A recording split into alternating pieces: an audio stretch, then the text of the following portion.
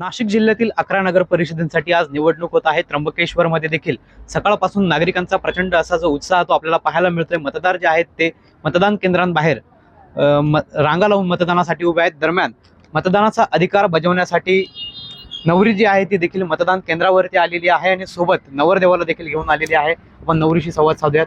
पहिले तर तुम्हाला आमच्याकडून तुमच्या वैवाहिक जीवनासाठी खूप खूप शुभेच्छा। आपण आपल्या मतदानाचा अधिकार जो आहे तो आज लग्न चालू असताना, गडबड असताना, घाई असताना देखील या ठिकाणी आलात। संविधानाने दिलेला अधिकार मी बजावण्यासाठी आज आलेली। आपण मतदानासाठी आलात, वेळात वेळ काढून आलात। खरं तर बघितलं लग्नाच्या वेळी अनेक धावपळ असते, फोटोसाठी वेळ मिळत नाही, अशा वेळी आपण मतदानासाठी आलात।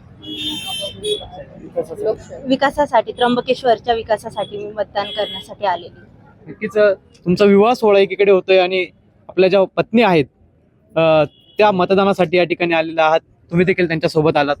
आम्हाला अभिमान आहे का लोकशाहीचं म्हणजे लोकशाही रक्षण करण्यासाठी व मतदानाचा अधिकार बजावण्यासाठी। नक्कीच आपण जर या ठिकाणी बघितलं तर हे नवदाम्पत्य जे आहे, ती नवरी जी आहे ती एकीकडे तिचा विवाह सोहळा सुरू असताना दुसरीकडे वेळात वेळ काढून आपला मतदानाचा अधिकार जो आहे तो बजावण्यासाठी मतदान केंद्रावरती आलेली आहे आणि मतदान देखील या ठिकाणी केलेलं आहे। लोकशाहीसाठी आम्ही मतदान केल्याची प्रतिक्रिया जी आहे ती या नवरीकडनं देण्यात आलेली आहे।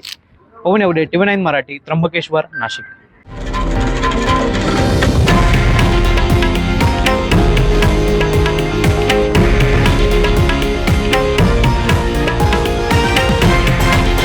हे आहे देशातील नंबर 1 न्यूज नेटवर्क आणि आपण पाहत आहात TV9 मराठी, एकमेव।